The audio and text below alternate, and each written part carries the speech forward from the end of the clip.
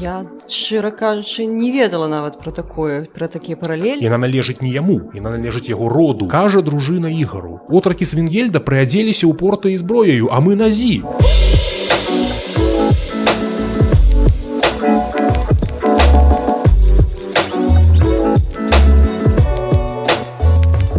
Вітаю, сябра! Вы слухаеце падкаст «Так склалася гістарычна». З вами я, Дзягель Ганна, і мой госць Сергей Емельянаў. І сёння мы будзем размаўляць пра стварэнне беларускай дзяржаўнасці, пра старажытныя беларускія княствы, з чаго ўсё пачалося, адкуль ёсць узялася зямля беларуская. Прывітанне, шаноўныя сябры. І па плану у нас такі плануецца курс лекцый, курс размоваў хутчэй. Планую запрашаць розных людзей, спецыялістаў сваёй сферы. Вось Сергей у нас даследчык, гісторык прафесійны, і ён даследуе старажытныя дзяржавы княствы беларускія. Полацкую зямлю. Так. Полацкую зямлю. Ну вось раскажы, чым канкрэтна ты займаешся, што ты даследуеш? У дзвюх словах. Я даследую менавіта гісторыю полацкай зямлі недзе да пачатку, можа быць, да сярэдзіны 13 стагоддзя, гэта так перадусім, так асноўны такі блок. І мяне цікавіць пытанні, перш за ўсё, менавіта палітагенезу, такое страшнае слово, то бок як узнікала менавіта палітычная улада, палітычная арганізацыя, дзяржава, і таксама пытанні сацыяльнай гісторыі, соцыягенезу, якое гэта было грамадства, як яно там унутрана рэгулявалася ці не унутрана, тут можна па-рознаму говорить. Вось звычайна у падручніках мы чытаем, што пачынаецца гісторыя такая пісьмовая Беларусі з узгадання Полацку, да? Это 862 год, Рагвалод.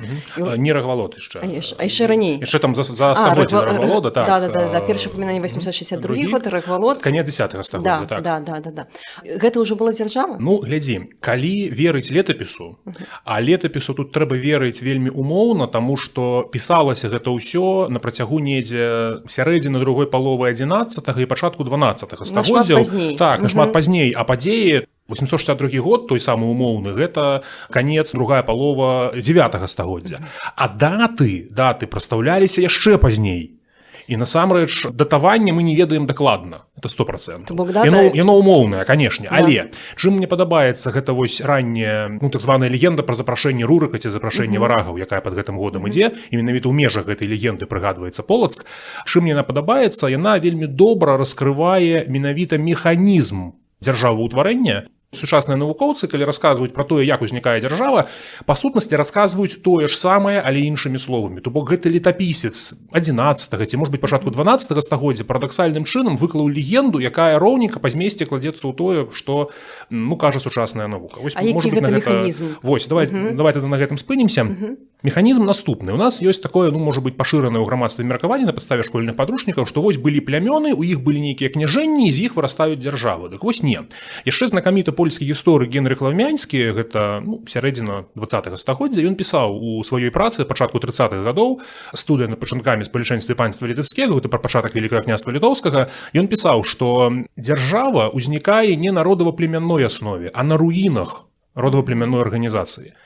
І вось якраз легенда пра закліканне варагаў, яна вельмі класна гэта тлумачыць. Сюжэт такі. У канцы 50-х гадоў нібыта 9 стагоддзя скандынаўскія вікінгі, варагі бралі даніну з паўночных плямёнаў. Славянскіх, балцкіх, фінскіх, там розныя пералічаныя. Рознаэтнічныя, рознамоўныя і рознаплемянныя, рознародавыя. Потым гэтыя плямёны паўсталі і выгналі гэтых варагаў. Пасля чаго паміж гэтымі плямёнамі пачынаецца вайна. Бо ніводзін племянны правадыр не мог стаць кіраўніком усёй вось гэтай аб'яднанай супольнасці, бо любому племянному правадыру падпарадкоўваецца толькі ягонае племя. Любому родавому правадыру падпарадкоўваецца толькі ягоны род. А жылі яны ўсе альбо па суседстве, альбо нават у перамежку. Калі маглі быць паселішчы, ці хутары прадстаўнікоў розных родаў проста перамяжаліся між сабой. Балцкія, славянскія, фінскія, яны маглі перамяжацца. Тут хутчэй славянскія і фінскія, калі мы бярэм расійскую поўнач. Дык вось, закліканне князя з-за мяжы давала магчымасць прыйсці такой сіле, якая была б панад вось гэтымі родавымі спрэчкамі. І мы нават бачым гэта ў тэксце гэтай легенды, там яны кажуць: «Поищем сами в себе князя, иж бы владел нами и родил пораду по праву». Што азначае «родил пораду по праву»? Перш за ўсё гэта азначае правільнае адміністраванне і правільны, самае галоўнае, суд. І мы знаходзім гэта ж самае, напрыклад, у крыніцах больш позніх, скажам, у слове пра паход Ігара, знакамітая паэма, гэта канец 12-го, может быть, пачатак 13-го стагоддзя. Там якраз пра нашага Усяслава Полацкага кажуць: «Усяслаў князь людзям судзяше, князем грады радзяше, а сам ваноч волкам рыскаше». То бок 3 асноўныя функцыі князя. Гэта вайна, суд і кіраванне, адміністраванне дзяржавай. Дык вось, суд і адміністраванне павінны быць такімі, каб ніхто не быў пакрыўджаны. Каб не было так, што хтосьці скажа: «Ага, ты князь, ты падыгрываеш сваім». Вось сваіх не павінна быць, павінны быць усе перад князем роўныя. Дык вось якраз такі менавіта гэта адна з тых прычынаў, чаму запрошаная з-за мяжы ўлада, і гэта было не толькі ў нас, гэта было і ў многіх іншых рэгіёнах Еўропы. Падобныя легенды ёсць у многіх іншых рэгіёнах Еўропы, скажам, у Брытаніі. Чаму гэта ўсё так вось адбывалася? Чаму князь дружыннік, такі правадыр дружынны, скандынаўскі, нейкі вікінг, чаму ён быў больш прыдатны, чым мясцовыя князі. Так, таму, дарэчы, з гэтай легенды з яе прыходзіць вось халівар пра нарманістаў, антынарманістаў. Так. Да? Раскажы, у чым сутнасць гэтага спрэчкі? Халівар пачаўся яшчэ ў канцы 18-го стагоддзя ў Расіі. Там справа ў тым, што расійская навука тагачасная, расійская адміністраванне, дзяржаўнае кіраванне рабілася тады ў многім, тады казалі, немцамі, выхадцамі з заходняй Еўропы, у тым ліку, дарэчы, немцамі, а маладое расійскае адукаванае дваранства, канешне, было гэтым незадаволена. І вось гэтая спрэчка паміж, скажам, немцам Міллерам і Ламаносавым, хімій-ад'юнктам, ні разу не гісторыкам, але вельмі палымяным патрыётам, канешне, Расіі, вось гэтая спрэчка спарадзіла цэлую навуковую дыскусію. То бок, Міллер сказаў, што, пачытаў летапісы, сказаў, што ага, былі запрошаны варагі, варагі гэта скандынавы, скандынавы гэта там германскія плямёны скандынаўскай паўвыспы. Вось, Ламаносаў сказаў: «Не, гэта тут нейкія мясцовыя славяне». Вы зараз уся з тых часоў антынарманістычная плыня, якая развівалася ў расійскай імперыі. Дарэчы, адзначу, што да рэвалюцыі нарманізм і антынарманізм абсалютна нармальна спрачаліся між сабой у межах навуковай дыскусіі. А вось у савецкія часы, у сталінскія часы, антынарманізм быў узведзены ў ранг афіцыйнай ідэалогіі, а нарманізм быў абвешчаны варожай ідэяй, з адпаведнымі наступствамі для любых гісторыкаў, якія прытрымліваліся падобнай канцэпцыі. І таму, адпаведна, у савецкай гістарыяграфіі адназначна даказвалася, што усе князі нашы, калі не нашыя, то, значыцца, яны там, вось сучасныя расійскія антынарманісты любяць гэта рабіць. Гэта могуць быць палабскія славяне, гэта могуць быць балты, гэта могуць быць нават нейкія кельты. Галоўнае, каб гэта не былі скандынавы. А то, што іх скандынаўскія імёны, іх там прыдумваюцца нейкія тлумачэнні, прыдумваюцца, усё гэта даказваецца, нібыта, вось. Просто адзначу, што антынарманізм сёння ёсць фактычна толькі ў Расіі. Вось, можа быць, ва ўкраіне крыху. А вось беларускія гісторыкі, якое яны прытрымліваюцца? Справа ў тым, што беларускія гісторыкі неяк асабліва альбо не канцэнтраваліся на гэтым пытанні, альбо сучасныя адэкватныя гісторыкі, у прынцыпе, не адмаўляюць, што гэта былі эліты скандынаўскага паходжання. Нічога страшнага ў гэтым няма. Гэта нават савецкія гісторыкі не адмаўлялі. Адзінае адзначу, што, вось, скажам, наш знакаміты такі патрыярх гістарыяграфіі Мікола Ермаловіч у сваёй кніжцы «Старажытная Беларусь», ён хоць і не займаўся прынцыпова гэтым пытаннем, але ён відавочна там напісаў, што ён лічыць, што Рагвалод ён наш, што ён не скандынаў. Для яго, як зноў жа для беларускага патрыёта, гэта было прынцыпова важна паказаць, што ён наш. Тыя ж самыя пачуцці, якія былі ў Ламаносава і пазнейшых савецкіх антынарманістаў, таму тут нічога дзіўнага няма.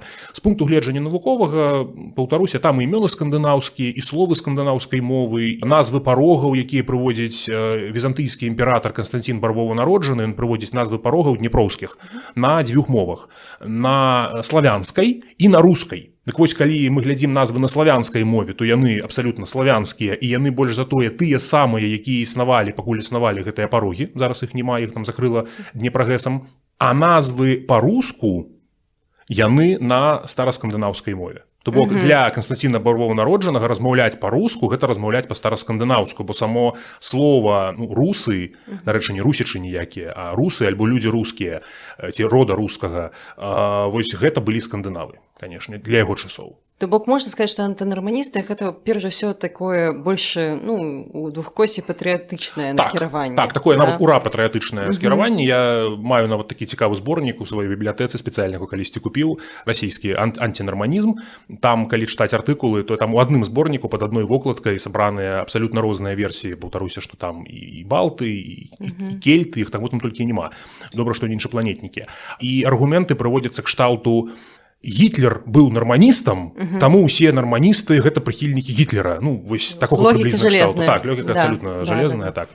Окей, то бок вы запрасілі скандынаваў як нейкую сілу панад усімі гэтымі плямёнамі. Так. А вось што тычыцца Беларусі, якія тут у нас былі княствы, скажем так? У нас прыгадваюцца, па-першае, прыгадваюцца плямёны, так? А па-другое, вось ужо для 10-го стагоддзя у нас прыгадваюцца землі. Больш правільна княства альбо землі? Землі, больш правільна землі. Потому што яны самі себе называлі землі. Так, яны самі себе так называлі. Слова княства, князьство праз мяккі знак, яно ўзнікае нашмат пазней, гэта ўжо часы летапісання Вялікага княства літоўскага. І тут можна, канешне, асобную тэму, проста асобную размову разгортваць, чаму не княства, а зямля, яны казалі землі, і гэта вельмі важна. Дык вось, прыгадваюцца тыя самыя Рагвалод і Тур, два нібыта князі. Рагвалод, яго рэальнасць ніхто не адмаўляе. Скажем, Рурык персонаж легендарны, вось Рагвалод рэальны. А вось наконт Тура ёсць пытанні. То бок, скажем, наш беларускі гісторык, які працуе ў Швецыі, Андрэй Катлярчук, ён меркаваў, што назва гораду Тураў, а там летапіс кажа, што быў такі князь Тур, брат Рагвалода, ад него ж і тураўцы празвашыся. То бок, ад яго празваліся тураўцы. Дык вось Андрэй Катлярчук меркаваў, што Тур, хутчэй за ўсё, персонаж легендарны, а сама назва гораду Тураў паходзіць ад імя бога Тора, скандынаўскага бога Тора. Нават абсалютна празрыста відавочна, так? З іншага боку, калі браць версію, што назва гораду Тураў паходзіць ад імя князя, то зноў жа ўсплывае скандынаўскае імя Тарыр, чалавек прысвечаны Тору, у гонар Тора названы. Вось, і мая калежанка Маша Самонова з Гомлю, яна ў сваёй кандыдацкай дысертацыі даводзіць вельмі цікавую канцэпцыю. Яна знайшла двух нарвежскіх, нарэшце цікава, наколькі я памятаю, дробных князёў, там з адной з дробных земляў, двух братоў, якіх звалі Рагенвальд і Тарыр, якія, уласна, пашлі падарожнічаць на ўсход. Вось, магчыма, гэта нашы Рагвалод і Тур. Гэта адна з версіяў. Таксама, калі браць такія версіі, а хто гэта можа быць насамрэч, таму што заўсёды застаецца верагоднасць, што гэта нейкі абсалютна невядомы нам вікінг, і тут нічога не дакажам, так? Звестак вельмі мала, але вельмі цікавую калісьці версію выказвалі зноў жа некалькі адразу беларускіх гісторыкаў, што гэта мог быць адзін з сыноў нарвежскага конунга Эйрыка Крывавай сякеры, Эйрыка Блодока. Альбо Рагенфрод, альбо Рагенвальд. Больш верагодна Рагенфрод. Гэта імёны падобныя. Раган – гэта багі, калі што, а Фрод – гэта мудрасць, Рагенфрод – боская мудрасць, Рагенвальд – гэта боская ўлада, можна так перакласці.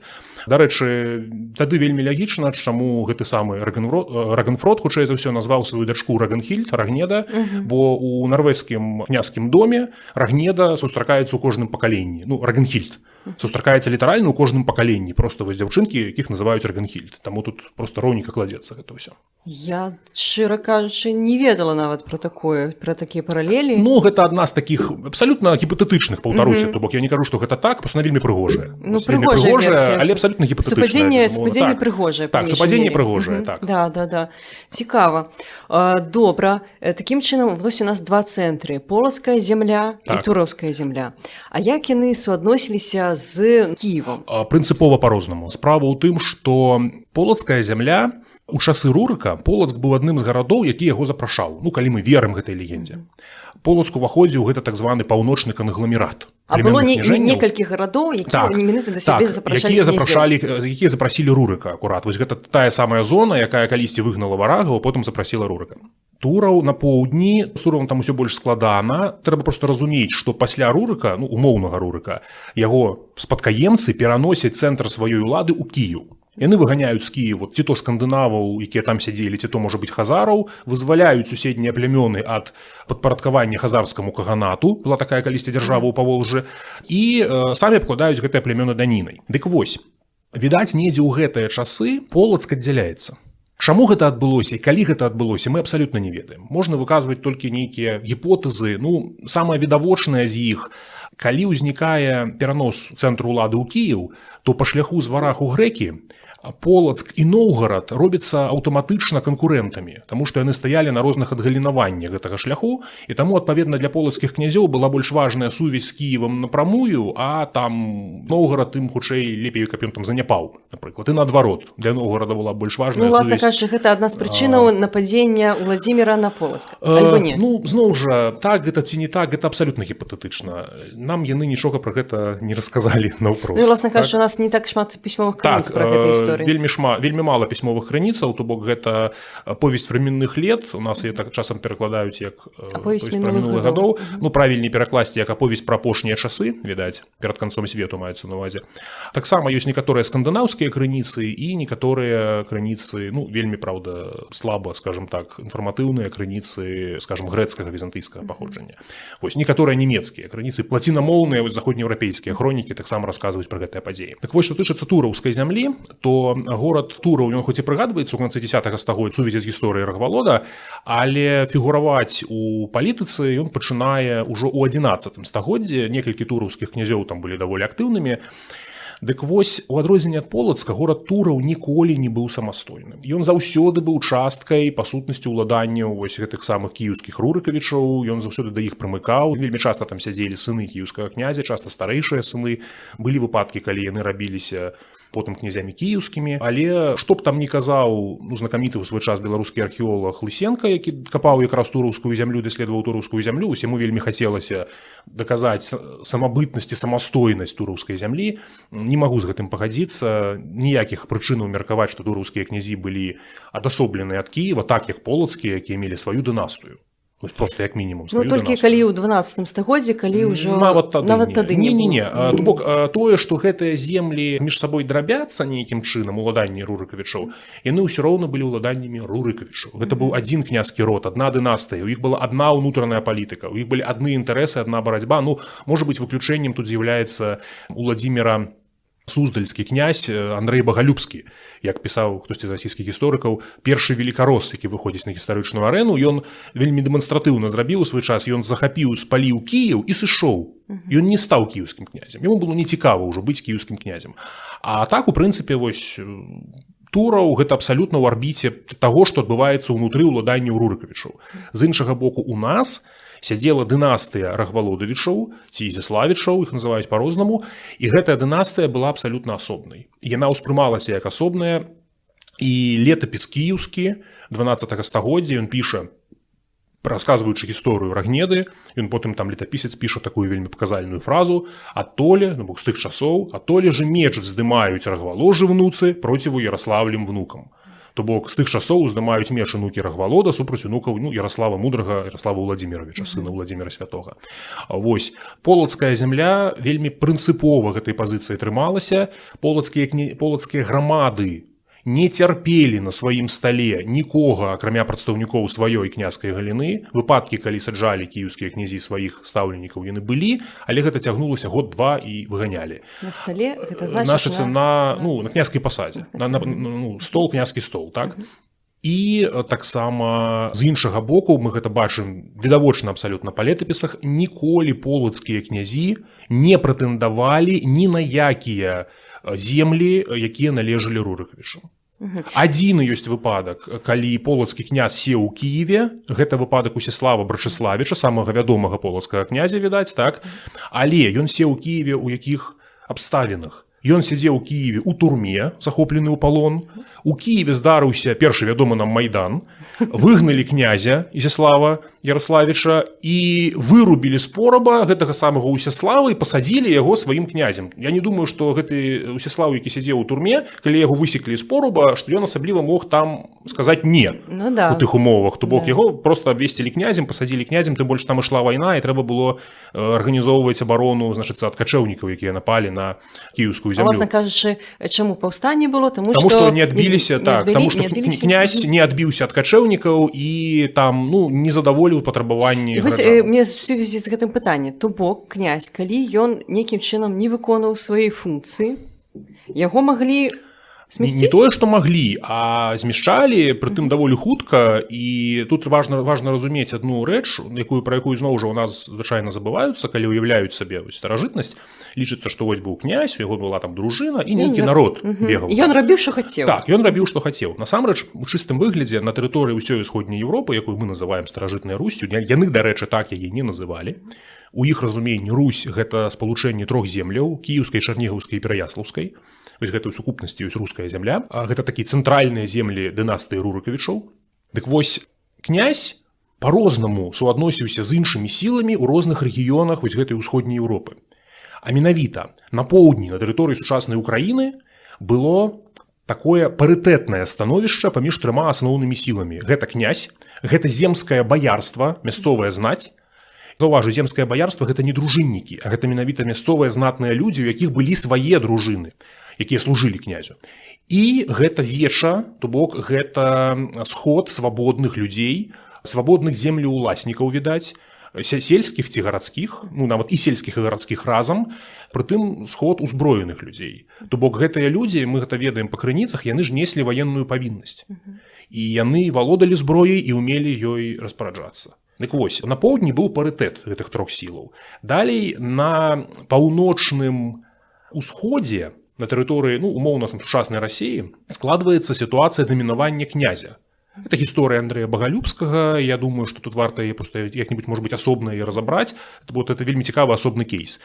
Такі князь, які вырашыў, што калі вельмі каротка казаць, ён вырашыў, што кіраваць свабоднымі людзьмі гэта цяжка, лепей кіраваць рабамі. А аказалася, што ў рабоў ёсць адзіны спосаб вызваліцца ад свайго князя, гэта забіць яго. Гэта правал. Вось такі вельмі цікавы такі персанаж. Дарэчы, нашыя полацкія князі, яны ў сваёй палітыцы тагачаснай, гэта 12 стагоддзе, яны падтрымлівалі Андрэя Багалюбскага ў яго знешнепалітычных авантурах, са сваіх мэтаў, так? Але ў самой полацкай зямлі, таксама як у суседняй смаленскай, наўгародскай, пскоўскай, наўгародскай, там Пскоў далучаўся да Новгарада, землях была іншая сістэма. У гэтай сістэме на першым месцы стаяла веча. Князі і баяры былі вымушаныя падладжвацца пад меркаванне веча. Чаму гэта было так? У мяне ёсць свая думка, я не прэтэндую на тое, што гэта ісціна, але мне падаецца, што на поўдні і на ўсходзе ўсё ж такі адбылося, мы гэта ведаем па крыніцах, насычэнне гэтых земляў прафесійным дружынным элементам. На поўдні, дзе Кіеў, трэба было пастаянна абараняцца ад качэўнікаў. І таму князі стваралі конныя дружыны. І мы зноў жа гэта ведаем там па крыніцах, што там штрафы збіралі, якія ішлі на коні і аружжа, на людзі і коні. Так? Вось гэта важны момант, гэта конная дружына. Конная дружына – гэта, па сутнасці, тараннае коннае рыцарства, якое на поле бою проста таранным капійным ударам любую пехоту размяце. Любую пехоту, за рэдкім выключэннем, там да 15 стагоддзя дамінавалі конныя рыцары на поле бою. І калі мы ўявім камплект узбраення старажытна-рускага дружынніка археалагічнага, які мы бачым, то ён мала адрозніваецца насамрэч ад камплекту, там, скажам, нарманскага рыцара 11 стагоддзя, які лёгка разбіў з англасаксонскіх ваяроў на поле бітвы пад Гасцінгсам, пехоту англасаксонскую. Аднак пры гэтым, вось там, дарэчы, чаму ўзрастае роля князя і баярства. А вось на поўначы, дзе качэўнікі не шасталі, і дзе ад іх хуткімі коннымі атрадамі не трэба было абараняцца, тут захоўвалася старая, вельмі архаічная мадэль, якую мы бачым, дарэчы, і ў Скандынавіі, асабліва ў Нарвегіі, як вось адной з самых такіх далёкіх і архаічных частак скандынаўскай паўвыспы. Знакаміты савецкі медыевіст, скандынавіст Арон Гурэвіч, ён пісаў пра тое, што Нарвегія ёсць прыкладам архаікі, і вось у адной са сваіх кніжак у заключэнні ён так вельмі акуратна пісаў, што ён лічыць, што ў старажытнай Русі было вельмі падобна. Вось там, дзе было падобна, там было якраз гэта наш Полац, гэта Новгарад, гэта Пскоў, гэта Смаленск. Што было падобна? У аснове грамадства ляжыць свабодны фермер, дробны вотчыннік, землеўладальнік, небагаты. Але ў яго свой хутар, свая гаспадарка, ён поўны гаспадар у сваёй сядзібе. І гэтая сядзіба ахоўваецца вельмі добра законам. Мы нават гэта бачым на законах нашых рэгіёнаў. Фрагментарна, але бачым. У Скандынавіі добра бачым вельмі. Ён, акрамя таго, што ў яго ёсць права і абавязак валодаць зямлёй, дарэчы, гэта адначасовае права і абавязак, ён не можа яе прадаць. Яна належыць не яму, яна належыць яго роду. Усім, хто памёр, і усім, хто яшчэ не нарадзіўся. Гэта як бы не яго, гэта ўсяго рода. То бок роду не ў сэнсе, што родзічам яго, і ў тым ліку ягоным родзічам. Дарэчы, таксама у Скандынавіі мы гэта бачым, што калі чалавек хоча прадаць сваю зямлю, свой одаль, ён павінен спачатку прапанаваць яго ўсім сваім родзічам, а калі ўжо ўсе родзічы адмовяцца, толькі тады ён мае права прадаць яго кудысьці на бок, не родзічу.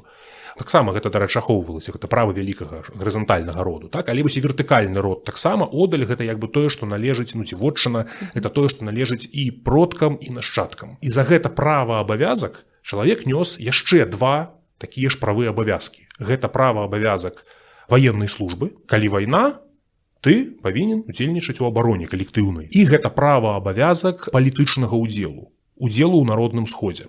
Дарэчы, заўважу, пра гэта мала хто кажа, але мне падаецца, што гэта вельмі важна. Вось звярні, калі ласка, увагу на асноўныя характарыстыкі пазнейшай шляхты. Хто такі шляхціш? А шляхціш гэта той, хто валодае зямлёй, служыць паспалітае рушэнне і ўдзельнічае ў сойме. Так, вось, па сутнасці, базавыя характарыстыкі шляхціча не адрозніваюцца ад базавых характарыстык свабоднага чалавека ранняга высокага сярэднявечча. Дарэчы, у Скандынавіі тая ж самая песня, гэта якраз па скандынаўскіх матэрыялах вельмі добра бачна. Кастусь Каліноўскі, які апісваў гісторыю тварэння прыгоннага права, калі ён казаў, што хтосьці з людзей, раней усе былі свабодныя і усе ваявалі, а потым хтосьці не захацеў ваяваць, адмовіўся, за яго пачаў ваяваць сусед. І вось той, хто адмовіўся, ён зрабіўся прыгонным селянінам. Вось тут Кастусь Каліноўскі, відаць, меў рацыю. Ну так, калі, канешне, вельмі груба казаць. Але гэты працэс для нашых земляў пойдзе нашмат пазней. То бок у нас запрыгоньванне сялянства, працэс феадалізацыі, гэта ўжо часы там Вялікага княства Літоўскага. Для старажытна-рускага рэгіёну тут усё ж такі крышку іншыя сацыяльныя адносіны былі. І вось гэта захоўваўся вялікі пласт свабоднага насельніцтва. Гараджане і сяляне між сабой яшчэ не раздзяляліся у сацыяльным плане, то бок гэта проста людзі-палачане, мужы-палачане, альбо людзі, як тады казалі, так абагулена. І вось яны узброеныя разам з сынамі, з узброенымі рабамі, можна сабе гэта ўявіць, прыходзілі на веча. Канешне, яны былі не ўсе роўныя. На практыцы мы гэта добра бачым па Новгарадзе, было чалавек 20-30 самых такіх радавітых, знатных, багатых, якія за сабой вялі свае палітычныя партыі. Даецца, згадваецца, ёсць сліды, што такое савет веча, 30 мужы веча, нешта такое. Так, 30 мужоў у Полацку, але скажу адразу, у нас святай памяці Штыхаў, прафесор Штыхаў прыгадваў гэтых 30 мужоў. Гэта інфармацыя з крыніцы 16 стагоддзя, гэта легенда, і прыцягваць яе і казаць, што вось так яно было, я б не стаў. Вось. Але так ці іначай, на практыцы нешта такое прыблізна было. Гэта сістэма, калі казаць вельмі абагулена, то тое, як была арганізавана старажытная Русь, моцна нагадвае антычнасць. У якім сэнсе? Вось сама па сабе руская арганізацыя – гэта сістэма арганізацыі полісаў антычнай Грэцыі. Культура адна, а палітычныя структуры розныя, дзяржавы розныя, Афіны асобна, Спарта асобна, Карынф асобна і гэтак далей. Так, падобна. Вось, тут тое ж самае. Толькі што адзінае, што ў большасці гэтых полісаў сядзелі прадстаўнікі адной княскай дынастыі. Такая паправачка. А так, па сутнасці, усе землі былі асобнымі. Што магло рабіць веча? Калі браць структуру арганізацыі веча, то гэта рымскія кліентэлы. Калі ёсць знатны чалавек, багаты чалавек, да якога прымыкаюць больш яго бедныя суседзі, яны ўтвараюць яго такую протапартыю палітычную, і, відаць, яны ўсе збіраліся, а рэальна там з князем размаўлялі толькі 20-30 гэтых самых, як у Новгарадзе казалі, залатых паясоў. Астатнія маральную падтрымку аказвалі. Маральна-фізічную, бо яны прыходзілі не з пустымі рукамі, у іх у руках была зброя. І таму, адпаведна, усе разумелі, што калі што, і мы гэта ведаем па полацкіх, у тым ліку па полацкіх звестках, вось якія ёсць у кіеўскім летапісе, калі князь даведваецца, што ў Полацку веча паўстала і пабівае ягоную дружыну, а князь знаходзіўся тады на Бельчыцы, это праз Двіну, Бельчыцкі манастыр, то ён не едзе ў Полацк разбірацца з вечам і наводзіць парадак. Ён разварочваецца на мосце праз Двіну і ўцякае да свайго брата ў Менск. Это адзінае, што ён, у прынцыпе, можа зрабіць, таму што проста колькасць дружыннікаў прафесійных княскіх і колькасць вечнікаў – гэта абсалютна непараўнальныя лічбы, там розніца ў дзесяткі разоў. Пры ўмове бою стенка на стенку, шчыльнымі шахтамі пехотнага бою без варыянтаў, гарадскога бою. Мабыць, у полі, у Киеве, напрыклад, коннае войска, вялікая колькасць конных дружыннікаў, канешне, пехоту празагнала. Але тут не. Наконт таго, ці ўмелі гэтыя людзі ваяваць, я звычайна там сваім студэнтам, вучням прыводзіў такі прыклад. Каб вы разумелі, сяляне у нас, у Европе перыядычна хадзілі на мядзведзя з рагацінай. Як вы думаеце, чалавек, які можа зімой падняць медведя з бярлогі і стаць насупраць яго з кап'ём, па сутнасці пайсці на яго з гэтым кап'ём, каб той медведь на кап'ё напароўся, наколькі ён смелы? Пэўна, смелы ўсё ж такі. І як казаў савецкі яшчэ, расійскі такі гісторык Фраянаў, вельмі спрэчны, але тут вельмі цікавая яго ёсць фраза, што ўзброены чалавек – гэта дрэнны аб'ект для эксплуатацыі. Старажытна-рускі чалавек, свабодны чалавек, быў узброены. Ён быў вельмі дрэнным аб'ектам для эксплуатацыі, таму, адпаведна, гэта не тое безаблічнае насельніцтва, нейкая маса людзей, якая проста там падпарадкоўвалася волі князя. Наконт таго, што маглі рабіць, маглі б, мабыць, вырашаць нейкія самыя агульныя, самыя важныя пытанні. Яны прымалі князя на стол, яны, відаць, заключалі з ім нейкую дамову. Так званы рад. Так. Гэта зноў жа адна з версіяў, што значыць гэта слова.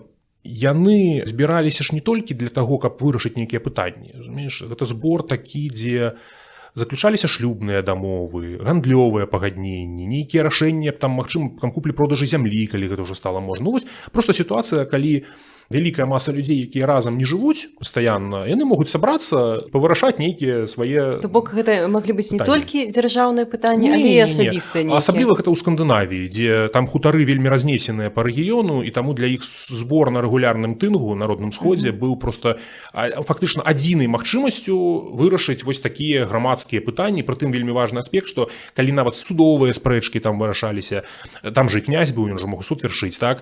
Гэта рабілася ўсё навідавоку усяго народнага сходу. Гэта азначае, што было шмат сведкаў, якія потым маглі пацвердзіць, што, скажам, было прынята такое рашэнне, а не іншае, і гэтак далей, і гэтак далей, і гэтак далей. То бок гэта такі спосаб. У нас веча было рэгулярным?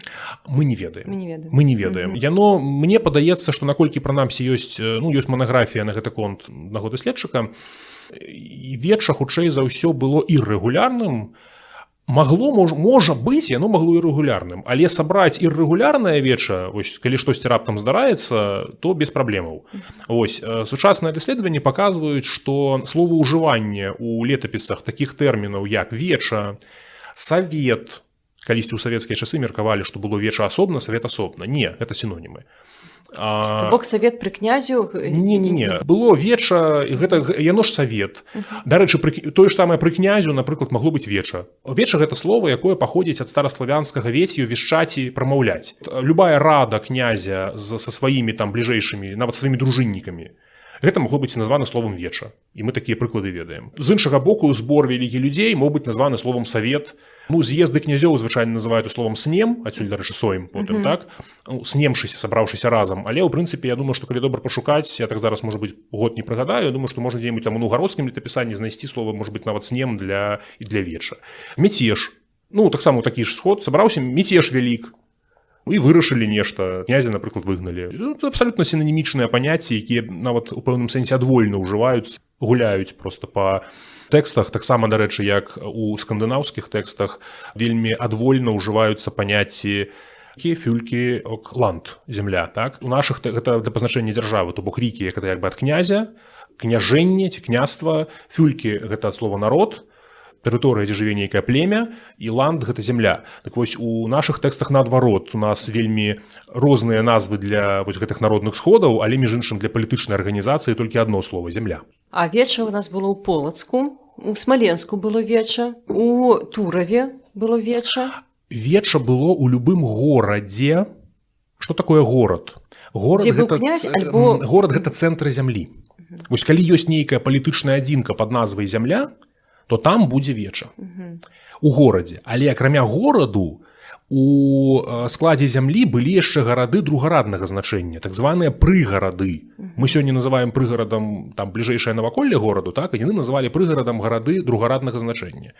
Напрыклад, у полацкай зямлі горадам быў Полацк, Аменск, Зяслаўе, Ізяслаўль, Друцк, Лагойск, Лагожаск, Віцебск. Гэта ўсё былі прыгарады. І як паведамляе нам летапіс, што ў горадзе рашаць, на тым прыгарады стануць. З іншага боку, якраз па полацкіх звестках мы маем інфармацыю пра тое, што на вечы ў горадзе, відаць, прысутнічалі прадстаўнікі прыгарадаў. Яны маглі як бы даносіць калектыўнае меркаванне прыгараду, ну гэта лагічна, і з іншага боку яны ж потым у прыгарад, відаць, даносілі рашэнне веча, так. Я пра што кажу, калі у сярэдзіне 12 стагоддзя ў Полацку змагаліся дзве галіны нашчадкаў Усіслава за ўладу, то аднаго з прадстаўнікоў друцкіх Рагвалодавічаў ці Барысавічаў яго прымалі на стол, яму насустрач выйшла вялікая колькасць мужоў, дручанаў і палачанаў з Полацку. То бок у Полацку былі нейкія дручане з яго роднага Друцку, якія выйшлі яго сустракаць, калі ён ехаў у Полацк. Відаць, што былі нейкія прадстаўнікі. Кантакты, відаць, жа былі, гандаль быў і так далей, то бок знайсці там нейкіх прадстаўнікоў зямлі, я думаю, што не было праблемна. Хаця, канешне, зразумела, у Полацку, калі збіраецца веча, яўна, што там з Менску туды не даедуць. Там і сёння ехаць недзе 3-3,5 гадзіны па сучаснай трасе, а уявіць сабе для тых часоў. Ну, да. А вось ты сказаў, што полацкі князь, ён жыў нават не ў Полацку. Гэта так было звычайная гісторыя? Мы не ведаем. Нашы гісторыкі лічаць, што так яно было, што Бельшыцкі манастыр быў княжскай рэзідэнцыяй. Я скажу шчыра, паклаўшы руку на сэрца, я не ведаю. У нас ёсць адзіная звестка пра тое, што князь жыў на Бельшыцы. Чаму ён там жыў? Можа, ён проста паехаў туды памаліцца, што князь у пэўнай палітычнай сітуацыі, ён тады быў на Бельшыцы. Гэта абсалютна не кажа пра тое, што ён быў там пастаянна. Не ведаю, можа быць. Можа не быць. Да. Добра. А вось яшчэ кажуць пра полацкую зямлю, што там было веча такой асаблівасцю яго, што нават маглі назначаць епіскапа. Вось Кірылу Тураўскага яны нібыта там выбралі. Ці магло веча вырашаць такія пытанні, рэлігійныя, царкоўныя фактычна пытанні? Наконт епіскапаў я з гэтым пытаннем спецыяльна, скажу, адразу не займаўся, так, это трэба, канешне, спасобна паглядзець, нават хутчэй трэба глядзець не Тураў там ці Полацка, а Новгарад, ці мы проста больш звестак маем. Уплываць, я думаю, маглі. Наконт прызначаць, ну, ўсё ж такі прызначэнне, яно залежала ад мітрапаліта і нават ад патрыярха. Гэта царкоўная лінія. Так. Гэта царкоўная іерархія. Тут ёсць свая асобная песня, чаму мы, напрыклад, не ведаем першых біскупаў 11 стагоддзя там на Русі ў цэлым. Ёсць нават некалькі версіяў, чаму, магчыма, яны былі балгарамі, якія былі ў канфлікце з Канстанцінопольскай царквой, і потым іх проста вымарылі з тэкстаў, і мы ведаем ужо тых, каго прызначаў патрыярх Канстанцінопольскі безпасярэдня. Ну, гэтак далей, гэта зноў жа версіі. Вось. Біскуп полацкі, ну і полацкі епіскап валодаў даволі значнай уладай, даволі значным быў цэнтрам сілы, не то, што фармальна валодаў уладай. Тады, разумееш, не было канстытуцыі, дзе было прапісана, хто мае якія паўнамоцтвы. Вось ёсць нейкі чалавек, які аўтарытэтны, які цэнтр сілы. І вось ён мае паўнамоцтвы. Настолькі, наколькі хапае ягонага аўтарытэту. Здольнасцяў яго асабістых якасцяў і так далей. І мы бачым у 13 стагоддзі, напрыклад, аднаго з такіх полацкіх епіскапаў, які мог, ну так, досыць дзёрзка размаўляць з князем. Праўда, потым для яго гэта не вельмі ўдала выйшла, ну, але так ці іначай лічыў патрэбным так размаўляць з князем. Мы гэта бачым такіх жа прадстаўнікоў царквы ў кіеўскай зямлі. Тут у многім яшчэ важна адзначыць, што ўсё ж такі царкоўнікі былі як бы прадстаўнікі асобнай іерархіі, асобнай плыні, яны як бы не зусім падпарадкоўваліся князю. Вось меркаванне знакамітага расійскага даследчыка летапісаў Шахматава 100гадовай даўніны пра тое, што, маўляў, летапісцы выконвалі волю князя, сучасныя гісторыкі ад яго адыходзяць, летапісцы пісалі згодна з тым, як яны лічылі патрэбным пісаць, ну, царкоўныя летапісцы. Вось ужо калі мы бярэм там беларуска-літоўскае летапісанне, там, дзе відавочна мы нават ведаем, хто замаўляў гэтыя летапісы, вось там ужо, канешне, воля князя. Не то, што воля князя, нават воля магната, які там узвялічваліся пэўныя магнацкія роды ў гэтых летапісах, там гэта ўжо было. Але гэта ўжо эпоха нават не сярэднявечча, гэта ўжо эпоха адраджэння, там ужо зусім іншая сістэма адносінаў працуе. А для ранняга высокага сярэднявечча царква была досыць аўтаномнай структурай. І з іншага боку, дарэчы, уплыў царквы, як мне, прынамсі, падаецца, на грамадскае і палітычнае жыццё краіны, ён таксама быў досыць абмежаваны. У тым сэнсе, напрыклад, што царкоўнікі маглі перапісваць, вельмі ашчадна захоўваць узоры, скажам, візантыйскага ці там паўднёваславянскага права, але паўстае пытанне. Перапісваць-то яны яго перапісвалі, захоўваць-то яны яго захоўвалі, а наколькі яно ўжывалася у рэальных судовых справах? Наколькі яно працавала? І я, прынамсі, схільны меркаваць, што яно калі і працавала, то, можа быць, у манастырскіх землях, у царкоўных землях, ось там, дзе валадарылі якраз царкоўнікі. У па-за царкоўнай практыкай не. У нас праблема з правам, што яно у нас было ўсё ж такі вусным. І калі скандынавы на працягу 12-13 стагоддзя яны запісваюць сваё вось гэта вуснае права, у нас запісаў гэтага права не было. Руская праўда вельмі спецыфічная крыніца ў гэтым сэнсе. Гэта такая спроба запісаць права, але я думаю, што большая частка слухачоў уяўляе, што руская праўда дзеліцца на некалькі частак, яна не адразу пісалася, так? І вось калі браць самую архаічную частку, першыя там некалькі артыкулаў, хто не ведае, думаю, гэта лёгка пачытаць, так? Калі браць так званую кароткую праўду Яраслава, умоўна, праўду Яраслава, там вельмі цікава. Першы артыкул ідзе пра тое, хто каму павінен помсціць забойствы і пра віры, пра плату грошай за забойства. Гэта асобны артыкул, а далей ідзе такі вельмі цікавы пералік артыкулаў. А хто каго ударыў чашаю альбо рогам, а хто каму выдраў вусці бараду, а хто паехаў на чужым кані, а хто ўзяў чужую рэч. І вось я заўсёды кажу, пастаўце гэтыя злачынствы ў кантэкст, дзе яны маглі адбыцца. Гэта нейкія бойкі, п'яныя бойкі. П'яныя бойкі на княскім піры. Да. Я вось заўсёды кажу, руская праўда – гэта закон княскага двара. Ён пісаўся князем для сваіх мэтаў, вось княскіх мэтаў, каб яго на піры аўтаматычна вырашаліся нейкія спрэчкі. Каб потым не было такога, што князь там кагосьці пакрыўдзіў. Вось ёсць закон пісаны, вось там, мы дамовіліся, робім так. Што робім так. Гэта не закон народа, гэта не закон грамадаў. І гэта не азначае, што толькі руская праўда была.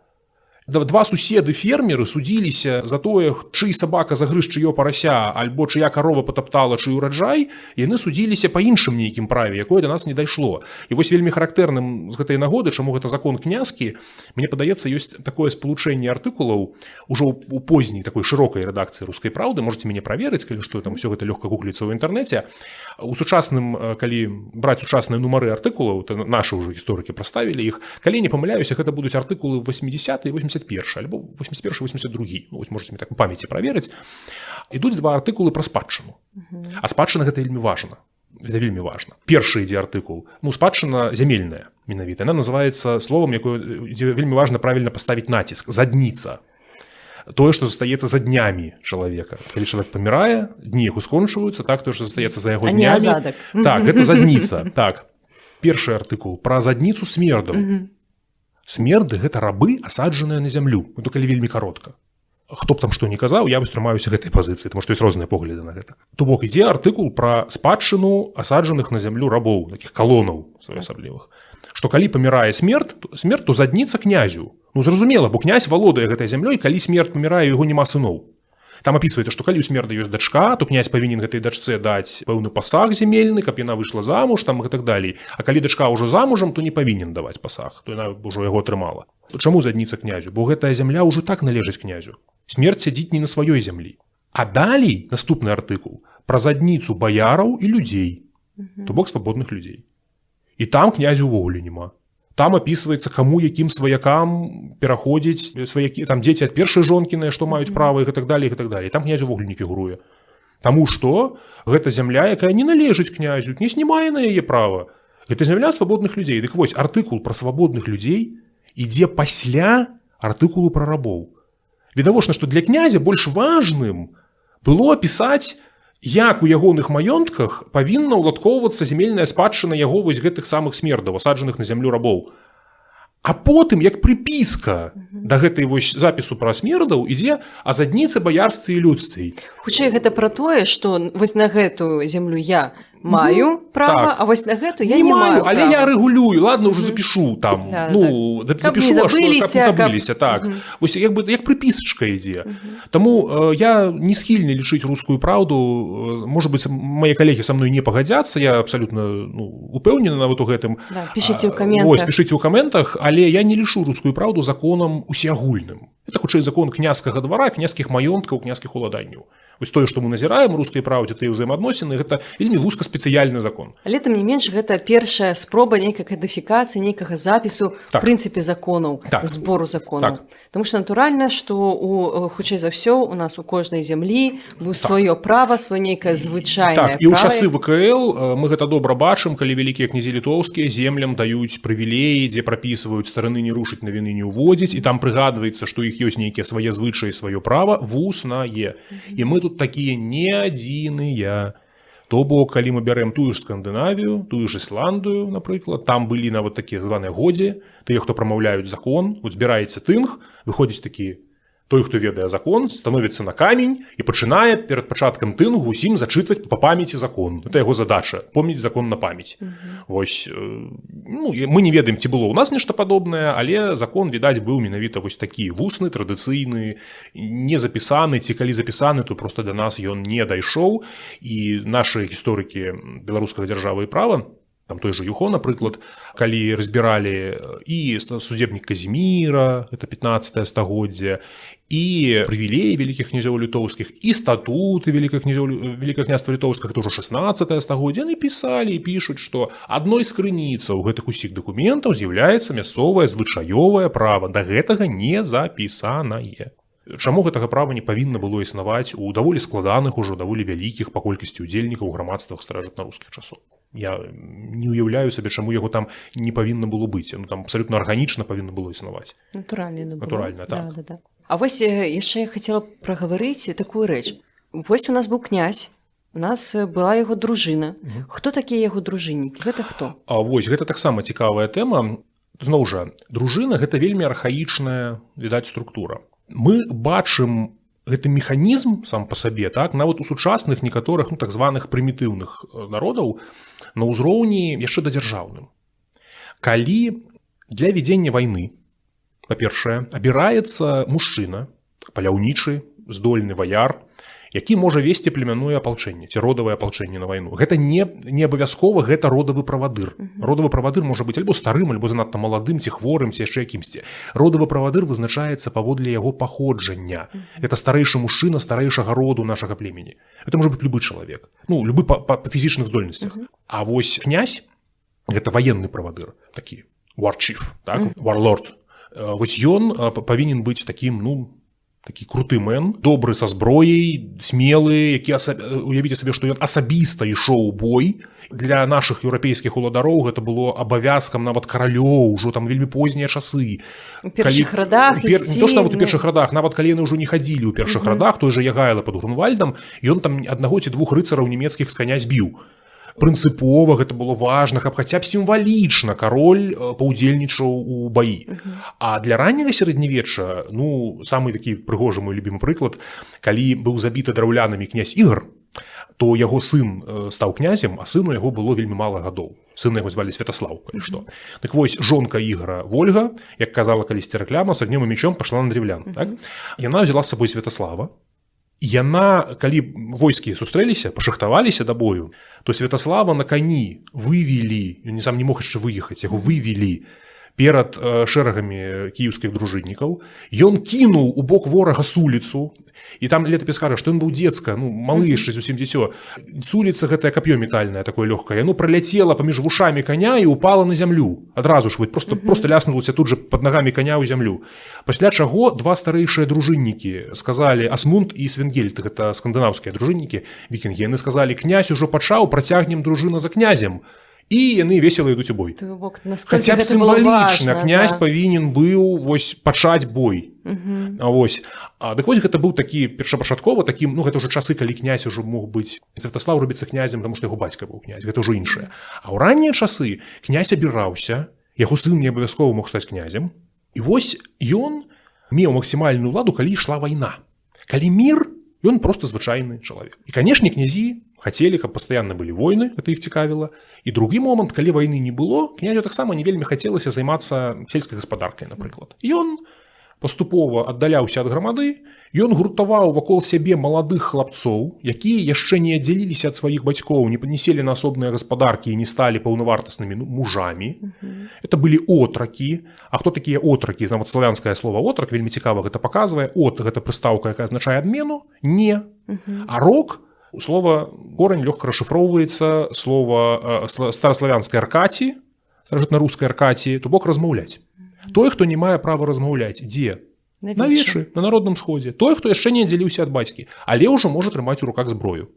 І вось гэтыя маладыя хлапцы, ну, так сёння афрыканскія плямёны, там масаяў, напрыклад, робяць. У іх ёсць 5, 6, 7 гадоў ад падлеткавых часоў да такіх ранне-юначых, калі яны могуць прадэманстраваць усяму племені, усяму роду сваю удаль маладзецкую здольнасць скрасці ў суседзяў шмат кароваў, каб потым усе дзеўкі мясцовыя захацелі выйсці замуж за гэтага хлопца, каб падзяліцца і завесці сваю асобную сям'ю. І вось маладыя хлапцы збіраюцца вакол гэтага правадыра, князя, ваеннага правадыра, і разам з ім ходзяць на паляванне, п'юць піва. Як вось апісвае Тацыт, рымскі гісторык, апісвае германцаў, што яны не займаюцца сельскай гаспадаркай, а толькі палююць, п'юць піва і ваююць. Насамрэч, канешне, ён апісвае не ўсіх германцаў, а толькі тых, якіх ён бачыў. Наёмнікаў, якія прыходзілі служыць у рымскую імперыю, альбо, наадварот, нападалі на рымскую імперыю, то бок германскіх ваяроў. Вось гэта і ёсць так званы мужчынскі саюз. Такая інстытуцыя старажытнага грамадства, як мужчынскі саюз. Гэты самы мужчынскі саюз, добра вядомы этнолегам, ён ёсць правобраз дружыны, з яго вырастае дружына. Калі ж мы кажам пра ўжо часы дзяржаўныя, тут усё крышку больш складана. Тут ёсць князь, у князя ёсць свая персанальная дружына, галаўная дружына, для якой ён з'яўляецца бацькам-правадыром. Мы нават бачым, прынамсі, па брытанскіх англасаксонскіх крыніцах ёсць такая знакамітая паэма «Бітва пад Мэлдунам». Калі цікава, нядаўна перакладзена была на беларускую мову Ігорам Куліковым. Ёсць такі зборнік стараскандынаўскай паэзіі, быў выдадзены, вось можаце там пачытаць. Дык вось у гэтай бітве пад Мэлдунам загінуў князь Верхонт, і ўся яго дружына палегла разам з ім. Яны сталі над яго целам і не сышлі з яго цела, пакуль не палеглі, хаця бітва была відавочна прайграная, усе адступілі, яны засталіся. Дружына памірае за сваім князем. Бок гэта людзі, якія асабіста верныя, адданыя, так, звязаныя з ім менавіта адносінамі дарэння, гэта вельмі важны аспект. Дар у старажытным грамадстве гэта вельмі важна. Недарам князёў называюць падаўцы пярсцёнкаў, той, хто дорыць там золата, срэбра і так далей. Гэта вось у скандынаўскіх тэкстах ёсць, у англійскіх тэкстах ёсць. Это такія назгулы. Вось калі прыгадваць Толкіна, князь адорвае іх золатам, срэбрам, півам, зброяй, вопраткай, усім, што яны маюць, коньмі, на якіх яны ездзяць. Ён усім іх адорвае, за гэта яны абавязаныму жыццём. Яны служаць яму вечна, да смерці. Вось гэта яго асабістая гвардыя. Яна невялічкая. Зноў жа, па нашых крыніцах мы не ведаем колькасць. Вось у скандынаўскіх крыніцах ёсць колькасць там, недзе каля 100-120 чалавек. Я думаю, што у нас было тое ж самае прыблізна. Але, акрамя княскай дружыны, вы ж все зразумелі, што у зямлі ёсць яшчэ апалчэнне вось гэтых самых свабодных людзей, але, акрамя ўсяго гэтага, ёсць яшчэ знатныя людзі, баяры, якія таксама могуць прыводзіць свае невялічкія атрады. Ёсць наёмнікі, тыя ж самыя вікінгі, якія могуць таксама прыходзіць наймацца на службу са сваімі атрадамі. Дык вось, калі ў нашыя школьныя гады мы вучыліся па падручніку таго ж самага Штыхава, там такая карцінка была, што вось ёсць князь, яму падпарадкоўваецца старэйшая дружына, а старэйшай дружыне падпарадкоўваецца малодшая, отракі і дзецкія. Дык вось насамрэч карцінку трэба маляваць не так. Зараз у сучасным падручніку яе ўжо няма, але калі яе маляваць, то яе маляваць трэба не так. Трэба маляваць князя, і да яго прымыкае яго дружына малодшая. Ад князя ідуць асобныя стрэлачкі, іх можа быць многа, да асобных баяраў, за кожным з якіх стаіць яго асобная дружына. Болей за тое. Я ўжо прыгадваў князя Ігара кіеўскага, як ён загінуў, яго там забілі драўляне, а чаму ён пашоў паход на драўляну? Летапіс цудоўна гэта расказвае, што кажа дружына Ігару: «Отракі Свінгельда прыадзеліся ў порты і зброяю, а мы назі. Пайдзі, княжа, з намі заданню, і ты дабудзеш, і мы».